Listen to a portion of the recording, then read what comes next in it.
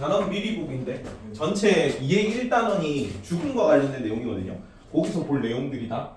자, 일단 제일 처음에 죽음에 대한 관점인데 동양, 서양 철학자들 나오는 거. 원래 그 철학자들 나오고 그 어떤 주제에 대한 철학자들의 사상을 고르는 게 대부분의 핵심 내용이에요. 그나마 이제 2의 2단원 이런 거 그냥 도덕적인 내용 고르면 되거든요. 무단횡단을 하지 말자 이런 거 고르면 되고. 여기서 그나마 조금 둘 중에서는 변별력이 있는 파트. 동양에서는 어떤 사상 배웠어요? 동양 사상 3개. 유불도다. 유불도. 유교, 불교, 도교 중에서 자, 죽음을 애도의 관점에서 파악한다. 뭘까?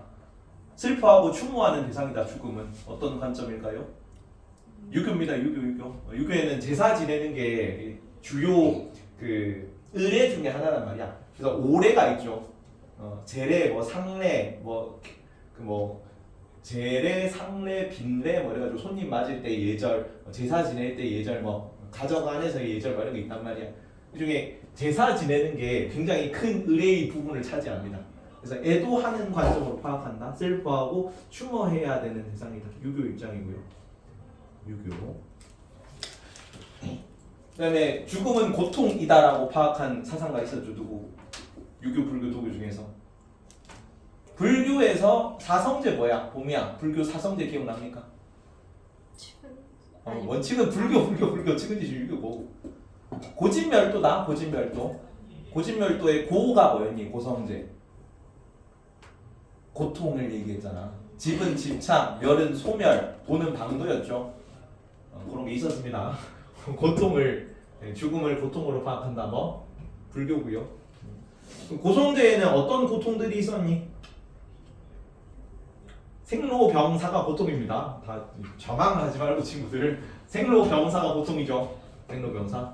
그러면 선지가 이렇게 나올 거다. 오직 죽음을 통해서만 고통을 벗어날 수 있다. 불교에서는 오직 죽음을 통해서만 고통을 벗어날 수 있다고 본다. 맞을까 틀릴까? 아니야. 고통을 통해 죽어도 뭐 합니까? 한 번 더 하죠. 윤회하잖아. 그래서 죽음을 통해서도 고통을 벗어날 수 없는 거예요. 오답 선지다. 그리고 도교에서는 죽음을 그냥 일상적인 자연 현상으로 봅니다. 여기는 뭐 태어나고 죽는 것도 자연의 일부인 거죠. 그래서 이거 뒤에 설명하겠지만 장자설화가 있어. 장자의 그 장자 친구의 해시라는 친구가 있거든요. 명가라고 제자백과 중에 명가라는 학파의 그 대표적인 학자로 나와요. 그래서 해시가 그러니까 해시가 어느 날 장자 와이프가 죽었다는 얘기를 들어. 마누라가 죽은 거지. 그래서 장자 부인이 죽었다니까 친구가 걱정돼서 찾아온 거야. 찾아가는데 저 멀리서 북치고 장구치고 노래 부르는 소리가 들리더라고. 가까이 가니까 장자가 부인이 죽었는데도 노래 부르면서 막 이렇게 흥겹게 있는 거야. 이상해서 물어봤습니다. 야, 너 부인이 죽었다길래 내가 걱정돼서 와봤는데 왜 북치고 장구치고 노래 부르고 흥겹게 있니? 물어보니까 내가 평소에 오감의 상대성 기억나죠? 재물, 사물을 가지런히 보냈잖아 도교에서. 그래서 만물을 가지런한 입장, 자연의 입장에서 보라고 얘기를 주로 했는데, 근데 사람이 태어나는 거, 죽는 거나 해가 뜨는 거, 뜨고 지는 거나 다를 게 없는 일반적인 자연 현상인데, 거기에 대해서 태어난다고 기뻐하고 죽는다고 슬퍼하는 거는 이치에 어긋나는 것 같아서, 도리에 어긋나는 것 같아서, 그럼 내가 깨달음을 얻지 못할 것 같아서 그런 생각을 드니 마음이 평안해졌네. 그래서 아무 이제 슬픔이 사라졌기에 노래를 부르고 있다네라고 대답을 했답니다. 그거랑 똑같은 거죠. 해가 뜨고 지는 거랑 사람이 죽고 사는 거 똑같기 때문에 굳이 애도의 대상이 아닙니다. 유교랑 비교될 입장으로 나가겠지. 애도의 대상으로 파악하면 유교만 해당된다. 다음 서양에서는 어떤 사람 나오냐면 영원불멸설 플라톤이라고 하는 플라톤은 아리스토텔레스 사상하면서 짧게 배웠어요. 아리스토텔레스가 소크라테스, 플라톤의 이원론 주지주의 비판하면서 일원론, 현실주의, 주의주의 뭐 이런 거 얘기했다 그랬잖아. 여기는 나의 사랑스러운 스승님이 돌아가신 그 영혼은 죽지 않고 불멸하고 이데아의 세계로 가거든. 저 높은 천상의 세계로 간단 말이야. 그래서 영혼이 불멸해서 이데아 세계로 가는 거고, 아리스토텔레스는 그거 비판하면서 이데아 세계라는 게 따로 없다. 현실 세계가 이데아를 포함하고 있다라고 얘기를 한 거죠. 그거 얘기하는 거. 그래서 영혼은 사라지지 않습니다. 흩어지지 않습니다. 불멸하는 개념이야. 육체만 흩어져요. 육체만. 그리고 원자론이라고 하는데 에피쿠루스라는 사람이에요. 에피쿠루스 학파에서는 죽음은 원자가 흩어지는 과정이라고 봅니다. 에피쿠루스는 헬레니즘 시대 철학자다. 윤사 작년에 들은 친구들은 알겠지만 그래서 그 헬레니즘이라 가지고 전쟁이 많은 시기야. 그래서 고대 그리스 플라톤, 소크라테스, 아리스토텔레스 이럴 때는 철학의 주제가 인간은 어떻게 살아야 되는가, 덕이란 무엇인가, 뭐 이런 거, 진리란 무엇인가, 뭐 이런 거 좀 추상적인 거 얘기하거든요. 근데 여기는 이제 맨날 전쟁 끌려가고 막 맨날 뒤지고 막 이런 시기니까 마음이 항상 고통으로 가득 차 있는 시기란 말이야. 불안으로 가득 차 있다고. 그래서 마음의 평안을 얻는 게 어떻게 하면 고통스럽지 않을 수 있을까, 마음이. 그거에 대한 관심으로 철학의 주제가 옮겨가요.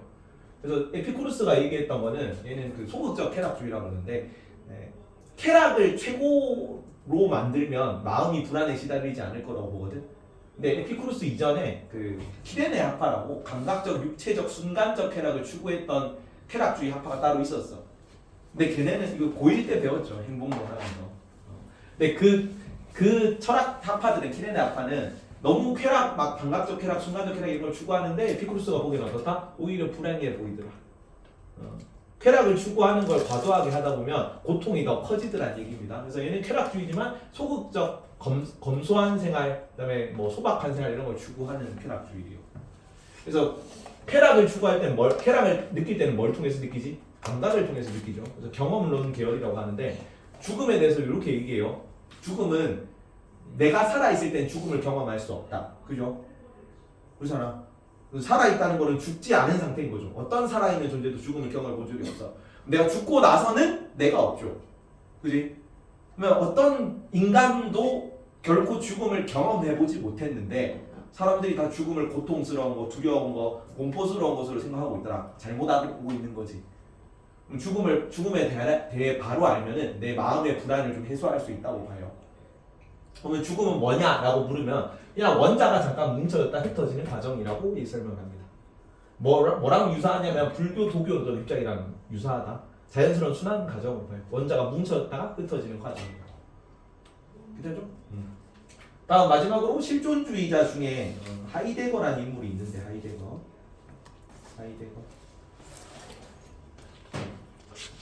철학자들마다 다 인간의 본성을 뭐라고 정의하는 게 다르거든요. 나중에 마르크스는 인간은 노동하는 존재로 볼 거야. 저 뒤에 엘리아데라는 사람은 인간은 종교를 믿을 수 있는 신앙활동을 하는 유일한 존재로 정의합니다. 유교에서는 뭘로 봤어? 인간의 본성은? 도덕심. 인간의 본성은 유교에서는 도덕심. 서양 철학에서는 아리스토텔레스는 인간의 본성을 뭘로 봤습니까? 인간의 본질 기능이 이성. 그런 거 있었죠. 근데 하이데거는 인간은 어떤 존재로 보냐면 현존재라는 단어를 쓰거든요. 현존재는 죽음을 인식할 수 있는 유일한 존재입니다. 죽음을 인식하는. 왜냐면 여기는 이제 2차 세계대전 이후가 그 실존주의 나오거든요. 그러니까 이전까지 현대 철학 이전까지는 근대 시기까지는 신도덕, 종교, 철학 이런 게 사람들에게 지침을 내려주던 시대야. 서구가 항상 잘 나가던 시기란 말이야. 그래서 너는 어떻게 살아야 돼? 이렇게 살면 돼 라고 뭔가 지침을 내려주거나 가르침을 내려주는 세상이었는데, 근데 1, 2차 세계대전을 거치면서 그런 지침들이 다 무너졌죠. 합리적이고 이성적이라고 생각했던 인간들이 막 끔찍한 세계대전을 벌이고 대학살을 벌이고 그랬단 말이야. 그래서 이제는 뭐 유럽이 2차 세계대전 무대였단 말이거든요. 그래서 많은 사람들이 전쟁터 끌려가서 죽고, 이제 사회나 도덕이나 종교가 지침을 내려주지 못하니까 여기서 이제 니체가 신을 죽일 거다. 그래서 종교도 없어요 이제. 그러면 이제 누가 지침을 스스로 찾아야 돼? 내가 찾아야 돼. 그래서 주관과 선택이 중요해지는 시기예요. 2차 세계대전 시기. 그래서 하이데거는 인간이 죽음을 인식할 수 있는 존재이기 때문에 세상은 죽음으로 가득 차 있죠. 왜 지금 2차 세계대전 시기라니까. 여기도 언제 끌려가서 죽을지 모르는 그런 시대야. 그래서 하이데거 입장에서 보기에 죽음이라는 거는 회피해야 될 대상이 아니야. 죽음은 항상 도처에 깔려 있는 거죠. 인간이 본질로 가져가고 있는 거죠. 근데 하지만 인간이 뭐가 다르냐면 동물들은 자기가 죽는 순간을 가정할 수 없어. 근데 인간만 내가 죽는 순간으로 미리 달려가 볼 수 있습니다. 미리 죽는 순간을 가정하고 예상해 볼 수 있다고. 그러면은 내가 사람들이 하루하루 떠밀리듯이 그냥 수동적으로 살고 있는데 내일 당장 죽을 거라고 생각하면은, 그러면 지금 내가 당장 하고 싶은 일을 주체적으로 선택할 거라고요. 너네가 이제 2달 반 정도 남았거든, 중간고사를 칠 거라고 생각을 하고 공부를 하는 학생과 그냥 수업 들으러 오라니까 수업 들어와가지고 이러고 있는 학생하고는 같이 공부를 하더라도 수업을 듣는 태도가 다를 수밖에 없다고. 그래서 죽음을 자각할 때 인생이라는 걸 살아있음을 생생하게 느낄 수 있고, 그래야 내가 주체적으로 더 치열하게 삶을 살아갈 수 있을 거라고 얘기하는 사람이에요. 죽음은 회피 수단이 아니고 내가 직면하고 극복 대상이라고도 안 해요. 긍정적으로 보셔야 돼요. 플라톤이랑 하이데거는 긍정적입니다. 얘는. 그래서 플라톤은 육체라는 감옥을 벗어나는 일, 영혼의 해방으로 죽음을 인식하고, 여기는 내 실존을 자각할 수 있는 계기로 죽음을 얘기해요. 둘 다 긍정적으로 본다는 것도 주의를 하십시오. 괜찮니? 이게 이제 전체 이해 일단은 첫 번째 파트 전부고, 두 번째 파트는 주제별로 나와요. 그렇게까지 어렵진 않다. 죽음 관련 쟁점들인데, 첫 번째 인공임신 중절이라고 단어가 나오거든. 이게 낙태라는 걸 알아야 된다. 인공임신 중절인데, 인공적으로 임신을 가운데 중자야 중간에 절단할 수 있는 거, 끊을 수 있는 거, 중단할 수 있는 거, 그걸 인공임신 중절을 하는데 그게 낙태죠. 임신 상태를 중간에 그냥 그만둘 수 있다. 여기는 찬성 반대 가나 입장 나오고, 가나 입장에 적절한 논거를 선지에서 골라내면 돼. 근데 이해만 하면 그렇게까지 어렵진 않다. 그리고 모의고사 정도 수준에서는 그렇게까지 어렵게 나오지도 않아요. 들어만 둬라. 자, 여성이 자기 신체에 대한 소유권을 가지죠. 그렇죠? 그래서 내가 태아도 내가 생산하는 것이기 때문에 내가 소유물인 거지. 소유물이라서 내가 마음대로 처분할 수 있는 권리를 가지고 있다고 봐. 낙태 찬성이지. 그리고 내 뭐 신체를 내가 팔을 자를 수 있잖아. 여성이 고통스러울지라도 내가 내 태아를 내 신체 중 일부이기 때문에 고통스러울지라도 중간에 죽일 수 있다고. 그리고 정당방위 만약에 산모 목숨을 위협하는 경우에는 태아를 죽일 수 있다. 그리고 여성 사생활이니까 신경 쓰지 마라. 그리고 여성도 남성처럼 중간에 임신이 아닌 상태를 선택할 수 있어야 된다. 남성과 평등하게. 둘이 막 같이 만들었는데 여성은 강제적으로 임신해야 되는 거잖아. 뭐 피임이 실패하거나 아니면 좀 불법적으로 강제적으로 이렇게 당한 경우에는 내가 선택할 수 없다는 거지. 임신 안 한 상태를 그걸 선택할 수 있게 만들어줘야 된다는 거죠. 평등권. 반대는 여기는 그래서 이쪽은 이제 소유물이라는 입장이야. 태아는 인간이 아니라는 입장이겠죠. 태아는 인간이 아니니까 중간에 죽여도 돼 이런 입장이고, 사람이 아니니까 여기는 사람이니까 죽이면 안 돼 이런 입장이잖아.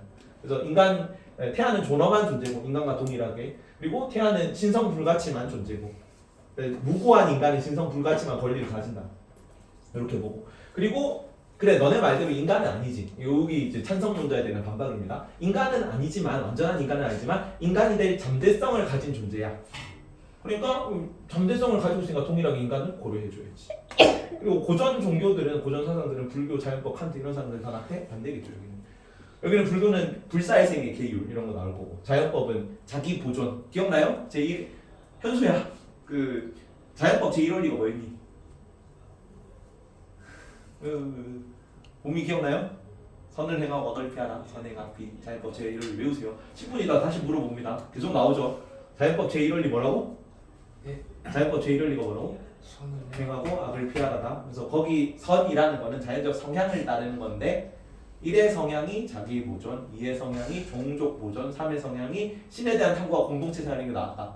괜찮죠? 자기 보존 위반이죠. 낙태하면 안 되죠. 혹은 종족 보존 위반이죠. 그래서 낙태하면 안 돼. 그리고 칸트 입장에서는 얘도 이 태아도 인간이 될 가능성을 가진 존재잖아. 그걸 수단으로만 대우하는 거죠. 수단으로만 대우해서는 안 되죠. 이 태아를 위해서 낙태를 하는 게 태아를 위한 게 없잖아. 그래서 오직 수단으로만 대우하는 거기 때문에 인격주의 정치 위반이니까 부도덕하다 이렇게 보는 거죠. 다음 자살에서는 불감회상 뜻을만 좀 기억해 주세요. 뜻이 감히 훼손하거나 손상시키지 않는다입니다. 유교 입장입니다. 유교에서 자살은 부모님께서 주신 소중한 신체 말고 수지 부모잖아. 부모가 내려주신 소중한 신체를 훼손하는 일이지. 불감회상의 윤리에 어긋납니다. 그리고 불교에서는 불교의 사랑 기억납니까? 시연아, 불교의 사랑 뭐였어요? 자비. 자비는 어떤 사랑이니? 자타불이의 사랑이죠. 나와 너를 구별하지 않는 사랑이죠. 그래서 나와 너를 동일하게 다르지 않다고 여기는 마음에서 비롯된 사랑 이렇게 나오죠. 불사의생. 그래서 불교는 자비에서 모든 사람들이 연기로 이어져 있기 때문에 서로 해치지 말아야 된다. 자살도 하면 안 되죠. 나도 죽이면 안 되고 남도 죽이면 안 되고. 그리고 자연법 윤리에서는 자연법 자기 보존 위반이잖아. 일의 성향 위반. 그래서 자살하면 안 되고. 그리고 칸트 의무론 나도 인간이기 때문에 나를 목적으로 대우해야 되는데 자살하는 거는 나를 수단으로만 고통 회피의 수단으로만 잡는 걸로 봐요. 그래서 이것도 도덕법칙 위배. 쇼펜하우어라는 사람은 쇼펜하우어 문제를 회피하는 걸로 봅니다. 문제를 해결하는 게 아니라 생철학이라고 많이는 안 나오는데 불교의 영향 받아가지고 인생이 고통으로 가득하다. 우리는 해탈의 윤리, 열반에 이르려는 윤리 노력을 해야 된다. 이런 거 얘기하는 사람. 다음 안락사를 비교해 볼 때 안락사는 방식에 따라 자발적 안락사와 비자발적 다시 미안하다. 소극적 안락사와 소극적 안락사와 적극적 안락사로 나뉩니다. 소극적 안락사는 그냥 연명 치료를 중단해서 자연스럽게 죽음에 이르게 하는 거. 억지로 호흡기 붙여가지고 막 억지로 생명 붙여놨던 거를 그만하는 게 소극적 안락사야. 적극적 안락사는 죽이려고 직접 약물 주사하는 겁니다. 사망에 이르게 하는 약물을 직접 주입해서 인위적으로 죽음을 죽이는 행위. 그게 적극적 안락사. 조금 적극적이죠. 약물 주사하는 거잖아요.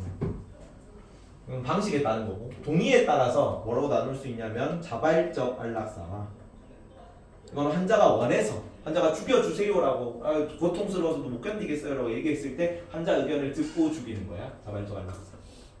그리고 비자발적 안락사. 환자 의사가 들어가지 않은 안락사입니다. 그래서 환자가 지금 의식 불명 상태라서 자발 안락사를 안락사 의사를 밝힐 수가 없어. 그때 환자 가족이나 국가에 의해서 좀 너무 병원비라고 부담이 너무 심합니다. 뭐 그런 식으로 이제 환자 가족들 의견 듣고 안락사 시키는 거 비자발적 안락사. 마지막으로 환자가 안락사 원하지 않는데 안락사 시키는 게 있어요. 그걸 반자발적 안락사라고 해요. 이거는 살인이죠, 살인. 그래서 논의 대상이 아닙니다. 여기는 어떤 사상가들도 어떤 주장에서도 반자발적 안락사를 옹호하는 주장은 없어요.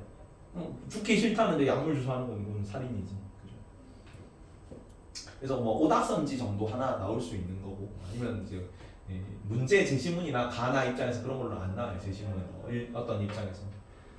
그래서 여기도 찬성 반대 입장이 있는데 찬성 입장은 존엄사할 권리, 내가 존엄하게 죽을 권리입니다. 존엄사라는 거는 존엄하게 죽을 권리를 보장해주기 위해 고통스럽게 사는 것이 오히려 그 인간 존엄성을 훼손한다고 보는 거지. 억지로 목숨만 붙여놓는 게. 그다음에 내가 자율권을 가지고 있기 때문에 내 죽음도 선택할 수 있는 거고. 그리고 공리주의는 둘 다 나온다. 공리주의는 왜냐면 여기 행위공리주의 얘기하는 거예요. 행위공리주의에서는 개별 행위마다 어떤 똑같은 행위일지라도 그 행위가 공리를 더 많이 늘려주는 거면 도덕적인 거고 공리를 감소시키는 거면 비도덕적인 거겠지. 그래서 여기는 똑같이 안락사지만 어떤 안락사가 쾌락을 더 많이 증진시켜줘 그러면 안락사 해도 돼. 어떤 안락사가 고통을 더 많이 증진시켜 그럼 안락사 하지 마 라고 다르게 얘기할 수 있다. 괜찮습니까? 반대 입장에서는 여기는 자연법 비슷해요. 자살 반대, 안락사 반대 혹은 낙태 반대가 다 사람을 죽이는 것과 관련된 입장이죠. 여기도 또 자연법 의무, 자기보존 위반이겠죠. 종교적 관점, 신께서 내려준 신성한 생명을 함부로 하면 안 되겠죠. 공리주의, 만약에 안락사를 해가지고 환자 가족이 슬퍼하거나 생명 경시풍조가 만연하거나 그래서 사람들이 뭐 살인사건 안 할 거를 뭐 생명 죽여도 되겠지 않아서 살인사건 많이 일으키고 그러면 사회적 효용이 낮아진단 말이야. 그런 부작용이 있을 수 있다. 안락사 반대 이렇게 나올 수 있고 의무론과 좀 똑같이 자기보존 위반 혹은 뭐 칸트 입장에서는 자기를 목적으로 대우하지 않는 행위가 되겠죠. 의료인의 의무는 의료인의 의무는 환자를 살리는 거니 죽이는 거니 원래 의료인의 역할은 환자를 살리는 거잖아. 근데 안락사는 환자를 죽이는 거야, 살리는 거야? 죽이는 거잖아. 의료인의 의무 위반이니까 하면 안 된다. 다음 뇌사 입장에서는 뇌사는 찬성할 입장에서는 그 뇌사라는 게 뭐냐면은 뇌가 죽었어. 뇌가 이렇게 있고요. 뇌간이라고 척수랑 뇌랑 이어주는 연결 어떤 고리가 있대. 줄기가 한자를 써요. 뇌간. 근데 이 줄기가 끊어져가지고 뇌의 명령이 이제 신체로 전달되지 못해요. 그래서 자발적으로 숨을 쉴 수가 없어. 숨을 쉬라고 명령을 못 내린대. 산소 호흡기에 이제 그 의지해가지고 억지로 숨만 붙여놓는 겁니다. 그런 상태야. 그러면 회복 가능성이 없는 식물 인간이란 말이야. 근데 얘가 어쨌든 소생 가능성이 없기 때문에 얘를 죽었다고 치면은 얘는 살아있는 채로 죽어 있는 거라서 신선한 장기, 일반적인 이 장기 이식으로는 이식 못하는 장기들까지 이식할 수 있어. 심장 이식까지 돼요. 심장 이식. 그러니까 여기는 뭐 어차피 살아날 사람 없는데 의료자원 이런 거 잘 분배하고 장기식 같은 거에서 많은 사람 살리고 있으면은 살릴 수 있으면 더 많이 공리가 늘어나는 거잖아. 공리주의 찬성합니다. 그래서 뇌사를. 근데 반대하는 입장에서는 뭐 아직 숨을 쉬고 있죠. 일단 심장이 뛰고 있잖아. 그 뇌사 판정의 오류 가능성 혹은 뭐 이 뇌사를 뭐 조작할 수 있는 그 부작용 뭐 이런 걸 고려해서 함부로 뇌사를 사망으로 인정하면 안 된다는 입장. 그런 입장에서는 뭐를 사망으로 해야 된다고 얘기를 하냐면 심폐사. 심폐사는 심장과 폐가 죽은 거야. 심장이 뛰지 않고 폐가 숨을 쉬지 않을 때 그게 사망이다. 여기부터 조금 더 빡세죠. 얘는 심장과 폐는 뛰어도 된다. 그래도 뇌만 죽으면 사망이다.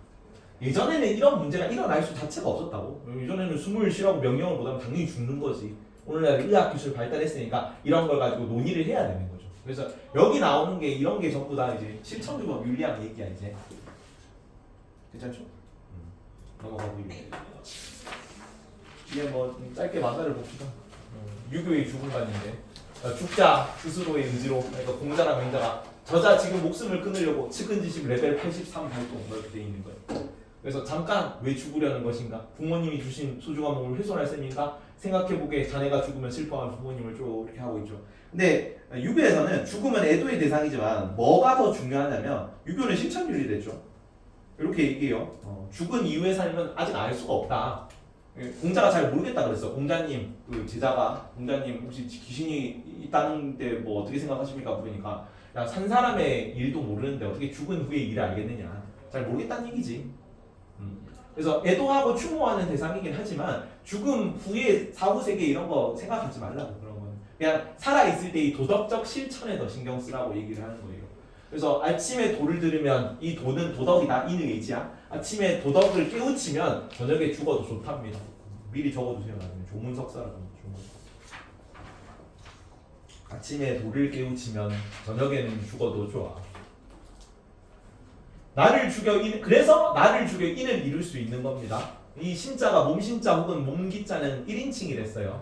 나 자신을 죽여서 살신 인을 이룩할 수 있다. 이룰 성자 써서 성인 살신 성인 살신 성인.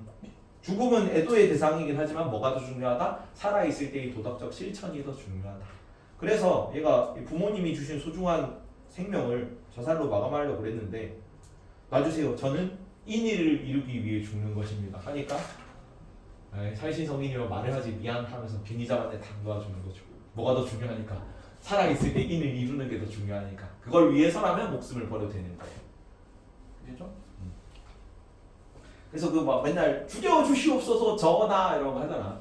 그게 도덕적인 걸로 본 거죠. 신하들 그 유교 관료들이니까 전부 내 목숨을 바치더라도 인의 예지 도덕적 뭐 이런 걸 실천하는 게 더 중요하다고 생각을 했습니다.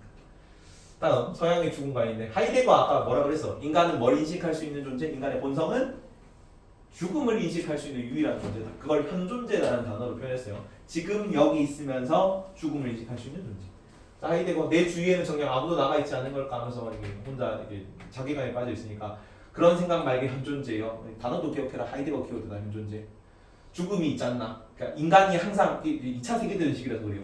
도처에 죽음이 널려있는 시기죠. 인간의 본질이 죽음을 인식할 수 있는 존재니까 주위에 아무도 남았지 않더라도 죽음만은 끝까지 자네 곁에 있네 하이팅. 이걸 지금 위로라고 이렇게 얘기를 합니다. 그다음에 에피쿠로스는 죽음은 뭐가 흩어지는 과정이라고? 잠깐 원자가 우연히 뭉쳐져 있던 게 다시 흩어지는 과정이라고 하죠. 원자로. 이게 그 밀레토스 아파라고 저기 자연철학에 나와요. 그래서 만물의 근원은 뭐 물이다 탈레스, 만물의 근원은 불이다 헤라클레이스테네스, 만물의 근원은 원자다 데모크리토스라는 사람이 얘기한 거고 예전에 그거를 계승한 사상이야. 그 모티브를 따온 거죠. 그래서 죽음을 두려워하지 마 베이비, 그저 원자로 흩어지는 것뿐이야 이렇게 얘기를 하는 겁니다. 다음 플라톤인데 이데아로 가는 것인가? 여기 영원 불멸설 기억납니까? 스승님의 영혼은 불멸해가지고 저 높은 이데아의 세계로 가신 거죠. 그래서 현실은 비천하고 이 아테네 민주 정치가 스승님을 죽였잖아. 위대하신 스승님을. 그런 현실 세계를 비춰가는 거야. 그래서 육체는 영혼의 감옥이죠. 감옥으로부터의 해방이 죽음이니까 죽음이 긍정적이겠지. 그러면 사람이 죽으면 좀 슬퍼하라고 이것들을 하면서 스승님께 안부 전해주게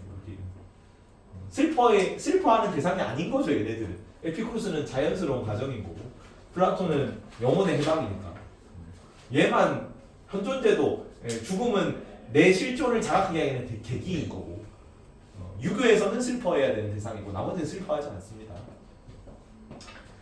이런 내용들을 받고 죽음의 특징 넘어갑니다. 안 나옵니다. 이제 고1 내신이나 고3 내신이나 고2 내신이나 교과서 내용 나오고 고3 내신은 안 나와.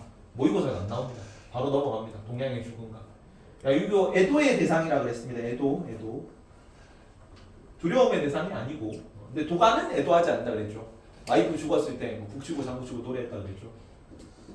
그리고 뭐가 더 중요해? 선비는 현실의 도덕적 실천이 더 중요합니다. 죽음보다. 그래서 내 목숨을 버리더라도 도덕적 실천을 해야 된다. 죽음이 아쉽지 않도록 도덕적으로 충실한 삶을 살아야 된다 얘기라고. 공자님이 했던 얘기. 삶도 제대로 알지 못하는데 어찌 죽음을 알겠냐. 아침에 도를 들으면 저녁에 죽어도 좋아. 뭐라고? 조문석사라고 했습니다. 아침 조자고요. 조문 들을 문자고 아침에 도를 들으면 석사 저녁 석자에 죽을 사자. 저녁에 죽어도 괜찮다. 나를 죽여 인을 이룬다는 뭐였니 현수 아까? 살신성이 나 자신을 죽여서 인을 이룩할 수 있다. 살신성이었습니다. 네, 불교에서는 사고가 뭐예요? 네 가지 고통 고성제에 나오는 거. 생로병사죠. 생로병사 중 하나로 죽음도 고통 그 자체입니다. 고통. 하지만 죽음 이후에도 고통을 벗어날 수 있다 없다? 못 벗어난다. 왜? 한 번 더 해야죠. 윤회하기 때문에. 그리고 세상 만물이 다 연결되어 있기 때문에 생로병사. 그러니까 고통의 원인이 생이고요. 고통의 결과가 노병사야.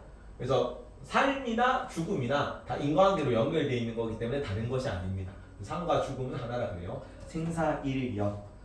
생과 사는 하나와 같다. 같을 여자서. 그리고 도교에서는 기가 모이고 흩어지는 자연적, 필연적, 수련적 과정. 이거 불교랑 유사합니다. 불교에서 순환 과정을 보거든. 여기는 오온이 뭉쳤다가 흩어지는 과정이죠. 5가지 무덕이 기억납니까? 색수, 상, 행식 이런 거. 그러면 도교에서는 예에 따라 이동하는 것은 도리에 어긋난다고 볼까요? 지유? 맞니? 도교에서는 예에 따라 이동하는 것은 도리에 어긋난다고 봐? 어긋난다고 봐요. 자연스러운 현상이 아니라고 보는 거지. 그래서 X입니다. O입니다. O. 어긋난다고 보는 거. 자, 만물의 근원이 도와 연관된 활동이고 계절 순환과 같다고 해요. 계절 순환. 그냥 자연스러운 순환 과정은 불교 도교 공통점으로 나오고 계절의 순환이다라고 나오면 도교만 해당된다. 계절 순환이 도교 키워드입니다. 이거는 알 필요 없는데 상반상성이라는 단어가 있습니다. 상반상성이라고. 어떤 대상이 극에 다다르면 다시 원래 모습으로 되돌아간다는 얘기야. 근데 여기는 죽음이 나의 삶이 극에 다다른 거잖아. 다시 자연 속으로 들어가겠죠. 그 다음에 다시 무언가로 태어나겠지. 그런 순환 과정이라고. 그래서 만물의 근원인 죽음은 다시 도로 돌아가는 과정이 죽음이죠. 그리고 이제 다른 생명이 태어나겠죠. 그러면 계절 순환과 같은 자연현상이라고 표현할 수 있다. 자, 불교도 공통점까지 기억합니다. 삶과 죽음을 차별하지 않는다. 여기 삶과 죽음이 연결돼 있죠. 여기는 동일한 순환적 자연현상이고 여기는 삶과 죽음이 다르지 않은 거라고 보니까 죽음은 연속적 순환 과정이라고 나오는 거는 둘 다고 계절 순환은 여기 도교 키워드다. 이것도 불교 도교가 둘 다 차별하지 말라 구별하지 말라 얘기하잖아. 근데 갈대란 단어가 나오는 게 불교를 외우겠죠. 갈대 세 개가 연관돼 있는데 하나 제거하면 쓰러진다. 혼자서 설 수 없다. 뭐 이런 거 얘기 나오잖아. 그거 나오면 그냥 갈대 나오면 불교 재심을 하고 불교 원 그 경전에 나온 얘기라서 여기도 계절 순환 어쩌고 저쩌고가 도교 경전에 나온 얘기야. 그래서 도교 키워드로 나옵니다. 계절 순환 기억하시고. 다음 서양의 죽음관 아까 얘기했듯이 플라톤 이 아테네 민주주의 비판하는 겁니다. 그리고 스승님의 영혼은 저 높은 이데아 세계로 가신 거야. 그게 그리스 사상이고 영혼 불멸설이었습니다. 영혼이 죽지 않는다. 영혼 불멸설. 그리고 영혼은 죽음 이후에도 소멸하지 않아요. 뭐랑 비교되겠니? 얘네 에피쿠루스 조금 이따 하자. 에피쿠루스는 영혼이 사라질 거야. 여기는 원자니까. 모든 것이 원자로 이루어졌으니까. 영혼은 불멸해서 어디로 갑니까? 죽지 않고 이데아의 세계로 갔습니다. 이데아의 세계. 여기는 진리의 세계, 불멸의 세계. 그래서 죽음을 긍정적으로 파악한다고 해서 죽음은 육체로부터 영혼의 해방이자 분리. 육체는 영혼을 속박하는 감옥이었죠. 감옥으로부터의 해방이 죽음이다. 그리고 에피쿠로스는 아까 얘기했던 거 쾌락주의긴 쾌락주의인데 소극적 쾌락주의였죠. 그래서 검소하고 소박한 삶을 사는 거야. 원자론이라고 합니다. 죽음은 인간을 구성하던 원자가 개별 원자로 돌아가는 거.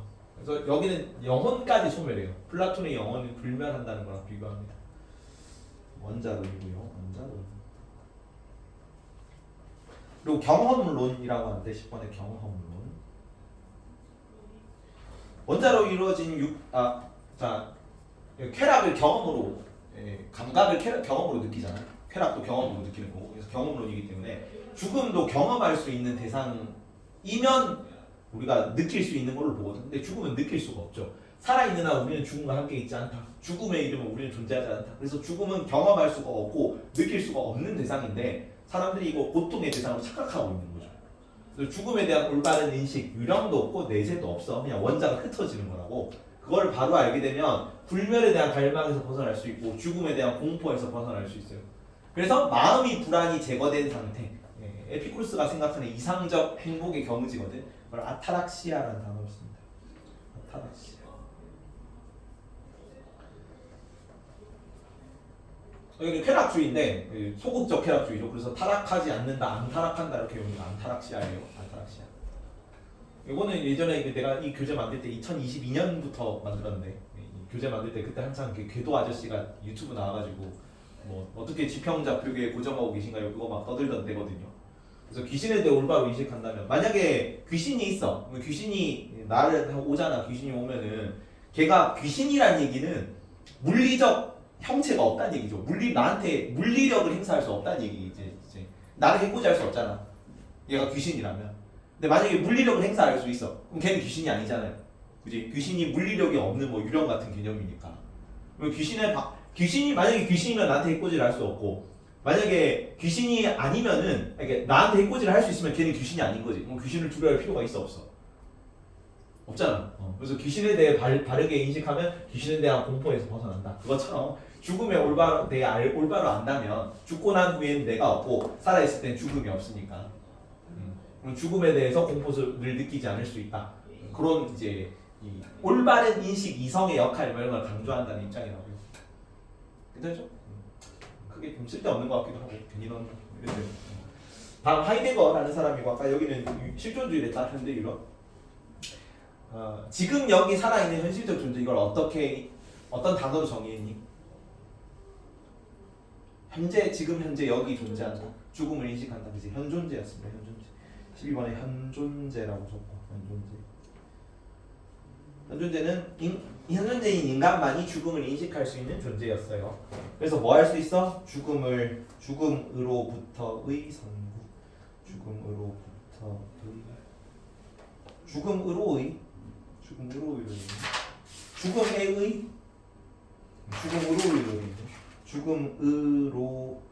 선구라. 구자는 많이 타는 구자를 써요. 먼저 달려가 본다는 얘기입니다. 그래서 뭐뭐의 선구자 할 때 그 선구입니다. 그래서 죽음을 해서 죽을 상황을 먼저 가정해 봄으로써 내가 주체적으로 삶을 주도적으로 할 수 있게 된다고 봐. 그래서 일상적 존재, 비본래적 존재는 안 좋은 겁니다. 하루하루 그냥 주어진 대로 수동적으로 사는 사람들이야. 근데 죽음을 자각하게 되면 진짜 내가 하고 싶은 거를 주체적으로 주도적으로 선택할 수 있는 그런 존재, 그런 거를 본래적 존재라고 얘기를 합니다. 본래적 존재로 거듭날 수 있는 계기가 죽음이다. 그럼 죽음은 좋은 거죠. 죽음을 회피하지 말고 직면해야 참된 내가 될 수 있다고. 그리고 좀 유사하게 나오는데 이건 참고로 말하더라 잘 안 나오는데 야스퍼스가 똑같이 실존주의자거든요. 여기는 한계 상황이라는 단어로 죽음을 표현해요. 한계 상황. 그 PAUSE가 퍼스 중지하다도 중지. 그래서 뭐 레슬링 할 때 중지 한계 상황이다 이렇게 외웁니다. 야스퍼스 죽음, 고통 등 어떠한 수단을 통해서도 회피할 수 없는 상황. 이것도 죽음, 고통 뭐 이런 거야. 다 지금 전쟁 중에 다 눌려 있는 거죠. 죽음, 고통 이런 게. 그런 상황을 여기도 긍정적으로 쓰여요. 자각하고 직면하고 받아들임으로써 참된 실존을 찾을 수 있다. 이런 거예요. 실존주의 식이라서 유사한 맥락 얘기하는 겁니다. 여기서의 조금 뭐 죽음, 고통, 뭐 한계 상황, 뭐 그런 게 죽음에 이르는 병, 뭐 이런 거 부정적인 단어들이 많이 나오는데 넘어갑니다. 자 다음 자살입니다. 자살에 대한 가정 다 하면 안 되겠죠 이거는 사상가들 입장에서는. 유교 부모로부터 받은 신체를 훼손하면 안 된다. 어떤 단어가 나왔니? 감히 손상시키거나 훼손하지 않아. 뭐 불감회상이었다. 불감회상. 뭐 얘기하는 거지. 부모로 같은 신체를 훼손하면 안 된다. 효도해야죠. 효도해라. 효도. 삼중효도로 자살 기각. 이렇게. 다음 칸트 입장에서는 어떤 거야? 칸트는 목적으로 대우해야 되죠 인간을. 근데 자살은 인간을 수단으로만 대우하는 행위이기 때문에 인격주의 정신 위배죠. 그래서 자살이요 자기 인격의 수단화하지 말라는 거예요. 자기 의무를 위반, 윤리성 자체를 실존의 면에서 말싸면 자살하면 안 되고. 아퀴나스 자연법 윤리 현수 자연법 제1원리가 뭐라고? 선을 행하는 근데 선을 행하는 게 거기에 선은 뭘 따르는 게 선이었니? 자연적 성향을 따르는 게 선이다. 1의 자연적 성향 뭐? 자기 보존. 2의 자연적 성향 뭐? 종족 보존. 몇 번 했는데 기억나요? 1의 성향 자기 보존, 2의 성향 종족 보존, 3의 성향 신에 대한 탐구와 공동체 생활 이런 거 했잖아. 앞에 기억나니? 그런 게 있었죠. 그래서 자살, 자연법 무시, 이제 1의 자기 보존을 위배하는 거잖아. 자연법 무시가 아주 자연스러워. 하나의 자연적 성향을 둘에 지키자 해가지고 하나, 둘 이렇게 되는 거죠. 다 하지 말라는 얘기고. 그다음에 내사 했을 때 그 공리주의 입장에서는 살아있는 신성한 장기 이식해가지고 많은 생명을 살릴 수 있는 게 뇌사 인정이잖아. 그래서 저 사람 하나를 해치해서 장기를 빼내면 10명을 살릴 수 있습니다. 그럼 죽이는 게 이득이냐? 고 이렇게 되는 거지. 근데 헤어가 규칙 공리주의자예요. 이런 우리 일반적 도덕적 상식과 어긋나는 도덕적 행위가 있을 수 있다는 거잖아. 기억나니? 그거 비판하면서 나온 거지. 그래서 도덕적 상식 이런 하나도 없는 미친놈들 이렇게 얘기할 수 있는 거지. 5분 있다 합니다.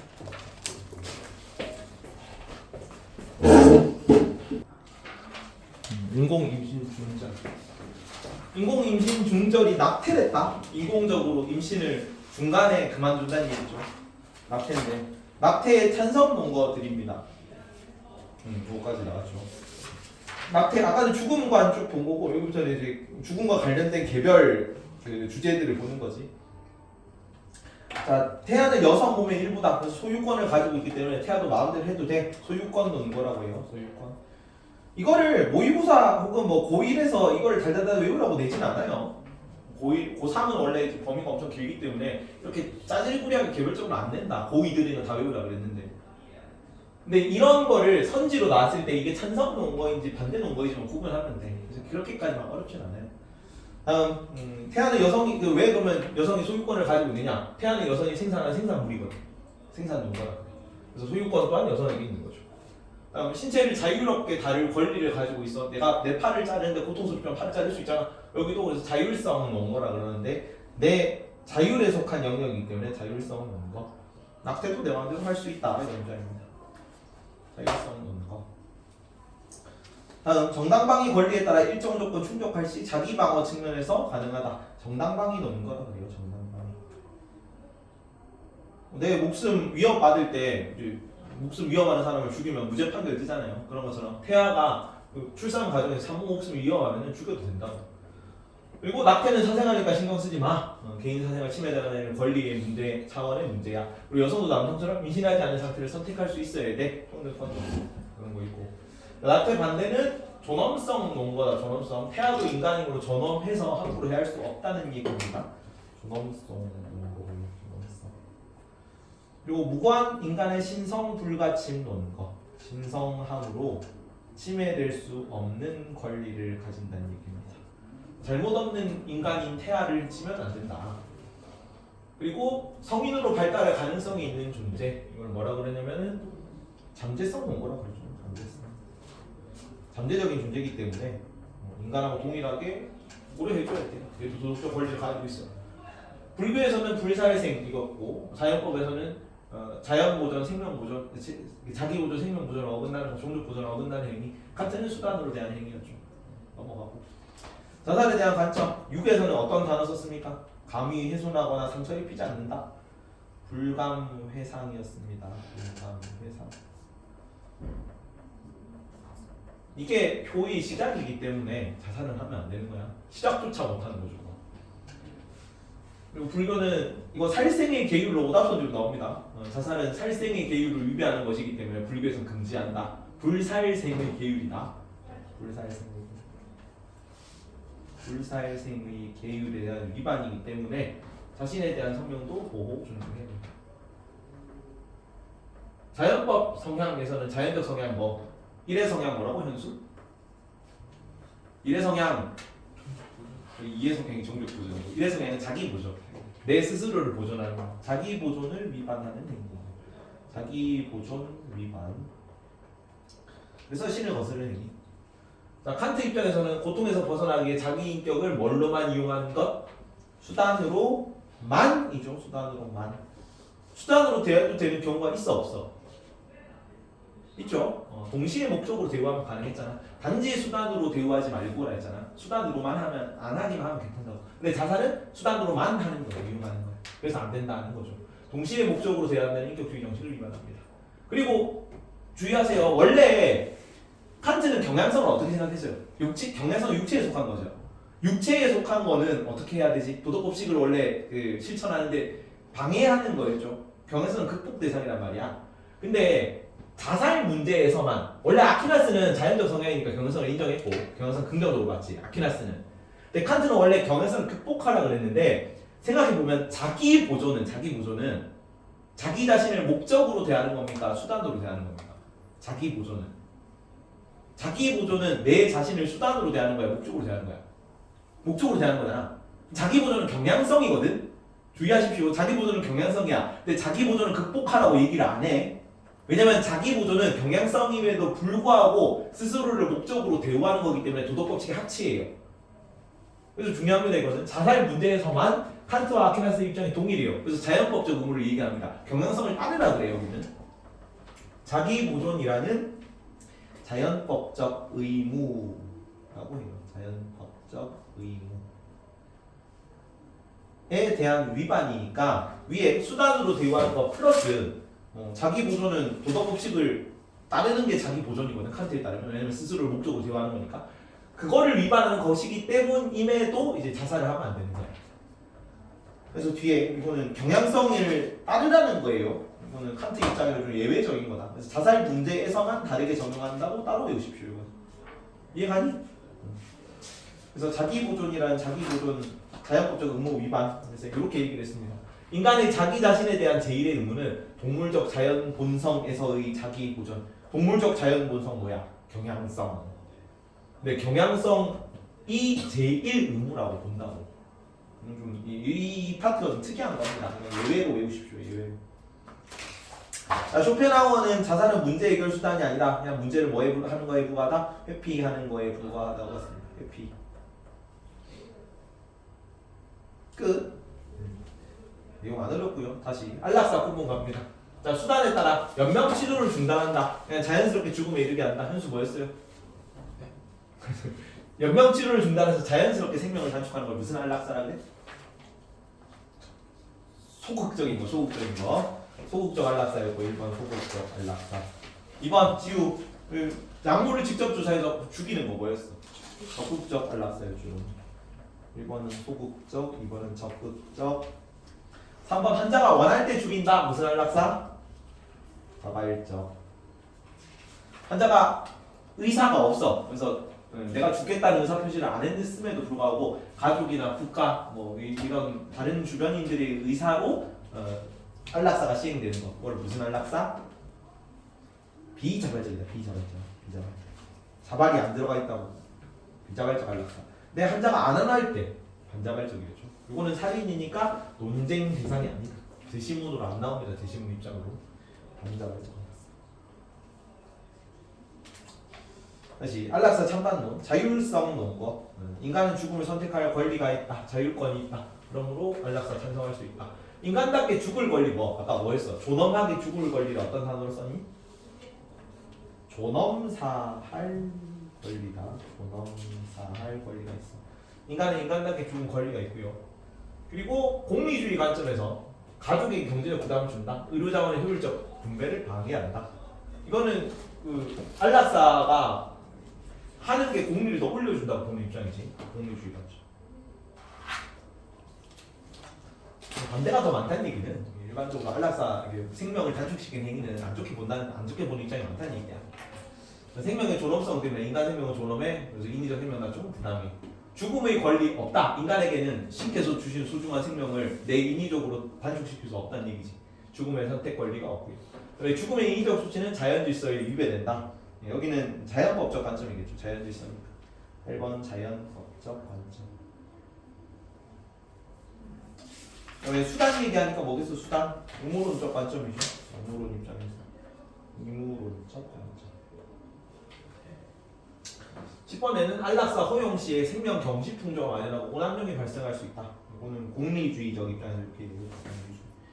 공리주의는 사회적 효용 증진이 목적인데 생명 경시 풍조, 오남용 이런 걸로 사회적 효용이 감소할 수 있다는 거죠. 다음 의료인의 임무였습니다. 의료인은 생명을 살리는 것인데 안락사는 죽이는 거죠. 의료인의 임무 위반이니까 하면 안 돼. 의료인의 임무. 종교적 관점에서는 생명이 부여했는데 죽음을 앞당기는 건 부당하다. 뇌사는 뭐 여기는 생명 핵심 활동 기관이 뇌다. 뇌의 활동이 정지된 상태가 뇌사죠. 자발적 호흡이 안 되고 뇌사를 죽음으로 자발적 호흡이 안 되는 상태를 죽음으로 인정할 것인가? 찬성하는 입장에서는 뇌의 생명 활동의 핵심 기관이 뇌니까 뇌 기능 정지하면 이미 죽은 거다. 공리주의 관점에서는 장기 이식으로 타인의 생명을 구명할 수 있다. 심장 이식까지 된다고 그랬죠. 환자 가족의 심리 경제적 고통을 방지할 수 있다. 그리고 뇌사자의 존엄한 죽음. 얘는 사실은 죽었는데 억지로 숨만 붙여놓은 건데 이건 오히려 인격을 모독하는 행위다라고 보는 거지. 그래서 뇌사가 사망이죠. 뇌사가 사망이다. 반대되는 입장에서는 뇌사 반대. 뇌사는 죽음에 이르는 과도기다. 아직 숨이 붙어 있고 심장이 뛰고 있으므로 아직 죽지 않았다. 그리고 공리주의 관점은 이제 이렇게 사람을 다 죽은 사람 취급하게 되면 존엄성이 경시되고 사람 뭐 살인 사건 이런 것도 많이 발생할 수 있고. 그리고 장기 기증을 위한 뇌사 판정의 오남용이 가능하다. 네, 이런 거 얘기하겠죠. 오남용. 뭐 장기 기증 필요하니까 의사한테 뒷돈 찔러주고 뇌사 판정 내려주세요 할 수 있잖아. 그냥 소생 가능한 식물임에도 불구하고 그런 오남용 가능성이 있으면 함부로 뇌사를 사망으로 인정하면 안 된다. 판정의 오류 가능성도 있죠. 의사가 돌팔이 의사라 가지고 뇌사 아닌데 뇌사 판정 내릴 수 있잖아. 그래서 안전하게 뭐를 사망으로 고려해야 된다? 심장과 폐가 완전히 멈추었을 때. 심폐사가 곧 사망이다라고 해야 이게 정당하다라고 보는 거지. 끝났습니다. 선지 보고 넘어갑니다. 그 뒤에 준 선지 보세요. 지금 내준 거, 오늘 내준 거. 자, 동양의 죽음과부터 봅시다. 찌우. 자, 유교일에서는 죽음을 모여있던 기가 흩어지는 필연적 현상으로 봅니까? 뭘까 이거? 모였던 기가 흩어지는 필연적 현상은 도교다. 도교. 네, 했습니다. 기의 순환 과정을 보는 거지. 계절 순환과 같은 기의 순환. 2번 현수. 유교윤리에서는 죽음을 맞이한 한이 있더라도 도를 추구해야 한다고 보니 맞니? 맞아요. 이 도가 뭐라고? 여기에 도는 뭐였어? 유교윤리에서 도는 도덕이다. 도덕. 인의 예지입니다. 도라는 단어를 유불도에서 다 쓸 수 있다 그랬지. 근데 의미가 다르다. 유교에서의 도는 뭐다? 도덕이다. 도덕. 인의 예지입니다. 불교에서의 도라는 단어는 뭐야? 불교의 도. 팔정도다. 팔정도. 그치? 고진멸도 할 때 그 도라고. 내가 수행 방법이었잖아. 수행의 방도가 팔정도였는데 그게 도고. 그 다음에 도교에서는 도가 뭐야? 도교의 도는 어떤 의미로 쓰입니까? 세상 만물의 근본 원리로 쓰이죠. 그래서 도라는 단어를 셋 다 긍정적으로 써도 유불도 공통으로 나올 수 있습니다. 선지가. 유교윤리에서는 죽음을 맞이하는 한이 있더라도 도덕을 추구해야 한다고 보는 거죠. 그래서 5입니다. 5. 살신성인 얘기하는 거야. 조문석사 얘기하는 거. 시연이 3번. 유교윤리에서는 죽음이 아쉽지 않도록 도덕적으로 충실하게 살아야만 한다고 보니? 그치? 살신성인이죠. 조문석사 그거잖아. 다음 찌우 4번. 도교에서는 죽은 자의 예를 따라 애도하는 것은 도리에 어긋난다고 아까 봤죠. 넘어가고 하나 더 하십시오. 도교에서는 죽음을 모든 만물의 근원인 도와 연관된 현상으로 이것도 봤죠. 앞에 선지에서 나온 거네. 넘어가고 하나 더 하십시오. 자, 자, 불교일에서는 인간이 죽음 이후에야 비로소 고통에서 벗어난다고 본다? 아니라 그랬잖아. 죽음 이후에도 고통에서 벗어날 수 없다고. 맞죠? 그래서 한 번 더 해야죠. 윤회해야 되는 거니까. 해탈하기 전까지는 계속 고통받아야 되는 거야. 이게 열반에 이르기 전까지는. 현수 7번 불교에서는 연기를 깨달아 죽음의 고통에서 벗어나야 한다고 보았습니까? 맞니? 맞아요. 연기를 깨닫는 게 뭐야? 연기라는 게 세상 만물의 근본 원리잖아. 그게 뭔데? 세상 만물이 연결되어 있다는 거잖아. 세상의 만물이 연결되어 있다는 게 집착을 벗어나는 길이죠. 이해가니? 열반에 이르면 죽음의 고통에서 벗어나겠죠. 이건. 그래서 옵니다. 7번에. 이런 선지들이 종종 나와. 시연이 8번. 도교 불교의 공통점이다. 삶과 죽음을 차별해서 안 되는 연속적 순환의 과정. 맞니? 맞죠? 이런 선지고. 9번 제시문. 찌우. 삶과 죽음은 명이야. 대자연의 육체를 주어 나를 이 세상에 살게 하고 삶을 주어 수고롭게 하고 늙음을 편하게 하고 죽음을 나를 쉬게 한다. 누굴까? 이거 도교다. 도교. 그 죽음으로 나를 삶과 죽음이 여기 명은 그 목숨 명자를 쓰는 거예요. 그래서 자연으로부터 내가 태어나서 죽기까지 요 순환 과정이라는 얘기야. 자연스러운 순환 과정. 육체를 주고 죽음으로 나를 쉬게 한다. 그럼 나는 어디서 태어난 거야? 자연으로부터. 어디로 돌아가는 거야? 죽음으로. 아니 자연으로 다시 돌아가는 거죠. 그러니까 순환 과정을 나타내는 표현입니다. 이 명이랑 좀 헷갈리지 말라고. 명은 뭐 천명사상 뭐 이런 걸로 요 명자를 쓰거든요. 그래서 좀 헷갈릴 것 같아서 가져왔습니다. 사양의 죽음관 현수. 플라톤은 죽음을 통해 영혼이 육체하게 이데아의 세계로 돌아간다고 보았니? 아니죠. 뭐만 이데아의 세계로 가요? 영혼만. 그렇지. 육체는 그대로 흩어지는 거다. 육체가 흩어지는 거는 에피쿠루스랑 공통점 맞니? 육체가 흩어지는 거는 에피쿠루스랑 플라톤의 공통점 맞을까? 맞아. 거기는 영혼도 흩어지고 육체도 흩어지는 거지 에피쿠루스는. 그래서 함께 때문에 틀렸습니다. 영혼만 이데아의 세계로 들어가는 거예요. X. 찌요 2번. 에피쿠루스는 죽음에 대한 올바른 인식이 죽음에 대한 두려움이나 불멸에 대한 갈망을 제거해준다. 오죠. 죽음을 똑바로 알아라. 살아있을 땐 내가 없고 죽고 나서 내가 없으니까. 살아있을 땐 죽음이 없고 죽고 나서 내가 없기 때문에 죽음을 경험할 수 없다. 고통스럽지 않다. 그냥 원자가 흩어지는 자연스러운 과정일 뿐이야. 시연이 에피쿠루스는 죽음이 감각적 경험의 대상이라 두려워할 필요는 없는 것을 보았습니까? X. 뭐가 틀렸어? 경험의 대상이 아니죠. 이건 경험할 수 없는 존재다. X고. 찌요. 에피쿠루스는 삶과 죽음이 계속 반복된다고 주장합니까? 요거는 순환론 입장인데 이건 불교나 도교 입장이다. 여기는 그냥 원자가 흩어지면 끝이야. X입니다. X. 불교 도교만 해당하는 거. 5번 현수. 하이데거는 죽음을 느낀 인간은 불안을 느끼지만 죽음을 직시함으로써 비본래적 존재로 거듭나 살아갈 수 있게 된다고 봅니까? 뭐가 틀렸을까? 죽음을 불안을 느끼는 건 맞아. 죽음을 인식한 불안을 느끼거든요. 뭐가 틀렸냐면 비본래적 존재가 틀렸다. 비본래적 존재는 일상적 존재고 극복 대상이다. 그냥 수동적으로 하루하루 살아가는 사람들. 근데 죽음을 직시하면서 어떤 존재가 되냐면 본래적 존재로 거듭나는 거예요. 죽음이 불안하고 고통스러운 거지. 하지만 그걸 회피하지 말라는 얘기야. 실존주의에서는. 그래서 비본래적 존재 때문에 틀린 겁니다. X. 지금 불교와의 공통점 에피쿠루스는 불교의 에피쿠루스 죽음으로 인해 인간을 구성하고 있던 요소들이 해체된다. 맞을까? 맞잖아. 에피쿠루스는 뭐가 해체된다? 원자. 불교는 뭐가 해체되는 건지 기억나요? 우리는 뭐의 무덕이었어요? 오온의 무덕이다. 그렇지. 색, 수상, 행식의 5가지 무덕이. 그게 흩어지는 거. 에피쿠루스는 원자가 흩어지는 거. 그래서 6번은 옵니다. 둘 다 공통점이고요. 시연아 7번. 죽음, 동서양 죽음과 공통이네. 죽음은 자연스러운 것이고 두려워할 필요가 없니? 맞죠. 이거는 모든 입장 공통으로 나온다고 했어. 기타 죽음에 관한 주제입니다. 현수 1번. 인공임신 중절을 찬성하는 입장에서는 태아를 도덕적 지위를 지니는 잠재적으로 합리적인 존재로 간주합니까? 다시 이게 원래 이런 거 안 어려운데 내정지 와서 틀리거든요. 읽어보세요. 인공임신 중절 찬성, 낙태 찬성이야 반대야? 낙태 찬성. 그러면 태아가 도덕적 지위가 있어 없어? 낙태 찬성은 없죠. 그러면 태아를 도덕적 지위를 부정하는 입장이지 얘는 찬성하는 입장은. 그치? 태아는 사람이 아니야 하는 입장에서 도덕적 지위를 지니는 잠재적으로 합리적인 존재로 간주합니까? X지 X. 그러니까 안 어려운데 막 급하게 읽다 보면 이런 거 틀린다. 주의하시고요. 시연이 인공임신 주절 찬성이네. 입장에서는 잘못이 없는 인간을 해치는 것은 도덕적으로 옳지 않은 일로 여깁니까? 이거 주의해라. 2번. 자, 인공임신 중절 찬성하는 입장이잖아. 현수. 인공임신 중절 찬성할 때는 태아가 도덕적 지위가 있어 없어? 낙태 찬성이거든요. 없어요. 낙태 찬성에서 태아는 도덕적 지위가 없어. 맞지? 근데 잘못이 없는 인간을 해치는 것은 옳지 않습니까? 맞아요, 이거. 맞아요. 뭐 어떤 입장 차이냐면은 잘못이 없는 인간을 해치는 것은 비도덕적이라는 모든 사람들이 다 공감하는 내용이야. 아무도 부정하지 않아. 잘못이 없는 인간을 해치면 안 되지.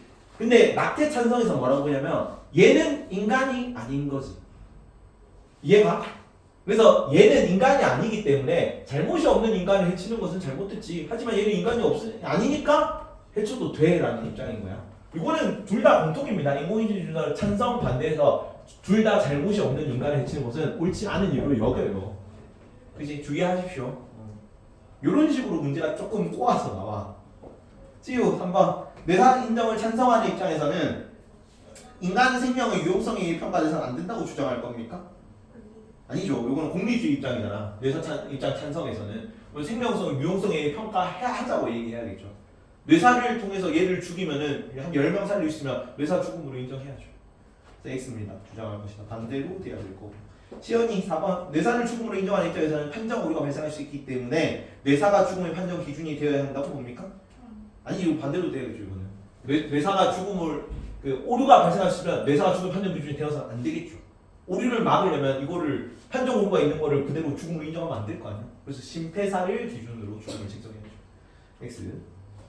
5번 현수. 자, 소극적 안락사만을 찬성하는 입장에서는 자연적 과정을 거스르지 않는 안락사 방법을 허용할 수 있다고 볼까요? 5번. 이거 맞다. 주의하십시오. 자연법적 관점이죠. 이거 자연에 거스르지 않는 관점. 그러면은 자연법적 입장에서는 자연적 의무 이런 거 있잖아. 자기 보존, 생명 보존. 그거 신께서 주신 내 성향을 따르는 건데 인위적인 거 하지 말라는 거거든. 인위적으로 생명 단축하지 말라는 거거든. 소극적 안락사는 어떤 거야? 그냥 생명 유지한테 떼는 거죠. 자연스러운 거죠. 이해가죠?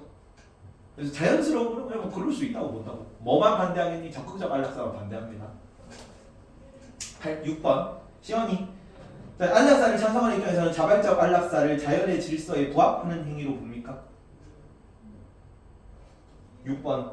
요거는 자발적인 아니든 자발적 찬성하는 입장이든 부정하는 입장이든 자발적 안락사는 인위적으로 죽는 거잖아. 자연적 질서에 위배되는 거야. 그래서 X입니다. 모든 사람들이 다 인정할 수 있는 공통적인 거 주고 아닌 쪽에서 막 아닌 것처럼 그렇게 꼬아서 많이 낸다. 그거는 뭐 자발적 안락사는 자연적 질서에 부합한다고 보는 입장은 없어요. 아무도 없다. 다음 7번 찌우. 자, 칸트는 자살을 생명에 대한 자기결정권을 포기하는 행위로 봅니까? 맞니? 생명에 대한 자기결정권을 포기하는 행위. 아니야. 자기결정권이 애초에 인간이 생명에 대한 자기결정권을 가지고 있다를 부정하는 입장이에요. 칸트는.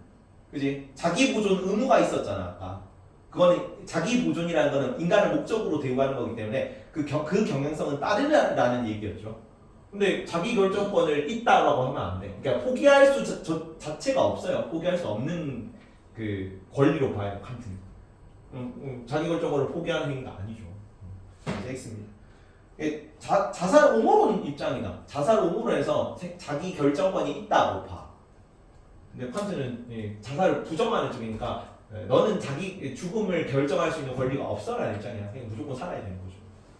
다음 시연이. 칸트는 자살을 고통에서 벗어나기 위해 자신의 이득을 수단으로 삼는 행위로 보고 자살이 자기 보존의 자연법칙 의무를 위반하는 것이라 평가하였다. 맞다 그랬다 이거. 여기 자연법적 의무 위반이 칸트랑 공통으로 나올 수 있다고. 아퀴나스랑 칸트 공통으로. 여기서는 여기다고 그랬어. 찌우. 자, 자살은 개인적인 문제로 다른 사람에게 영향을 끼치지 않는다. 맞니? 이건 아닙니다. 베르베르 효과, 베르테르 효과? 그 소설이 있어요. 젊은 베르테르의 죽음이라고. 거기서 이제 주인공이 마지막에 권총자살로 삶을 마감하거든요. 근데 그게 그 젊은 베르테르의 슬픔이라는 게 약간 사실 불륜 얘기거든. 유부녀 불륜인데 안 돼가지고 그냥 권총자살을 마감하는 건데 그걸 되게 애절하게 써놨어. 그래서 당대에 독일이 엄청 히트를 해가지고 그걸 본 젊은이들이 감명받아서 다 권총 자살로 자살하거든요. 그러니까 그게 뭐 유명인들이 자살하면 사회적으로 자살률이 좀 늘어나는 경향이 있대. 주변에 영향을 많이 미치고 그리고 누군가 자살하면 주변인들이 다 슬퍼하잖아. 그래서 나 혼자만의 문제가 아니라고 설명하는 거예요 이거는 자살이라는 게. 네, 그래서 다른 사람에게 영향을 많이 끼치기 때문에 X. 뇌사 찬성 뇌사 반대 공통점입니다. 인간 존엄성을 침해하는 행위를 하는 것은 잘못이다. 맞지? 다 보는데 뇌사 찬성하는 입장에서는 내가 죽었으면 이미 인간 존엄성이 없다고 생각하는 거야. 그냥 죽었기 때문에. 그래서 뇌사를 죽음으로 인정하는 게 인간 존엄성을 침해하는 행위가 아니라고 보는 거지. 인간 존엄성을 침해하는 건 행위 잘못됐지. 하지만 뇌사를 죽음으로 인정하는 건 인간 존엄성을 침해하는 행위가 아니야. 이게 가지고 뭔 말인지. 공통점 맞습니다. 이건. 이런 식으로 좀 꼬아서 나오는 편이야. 뒤에 한 문제밖에 없는데 같이 풀어봅시다. 1분 줄게요. 보세요. 1분만. 그렇게까지만 어렵진 않고.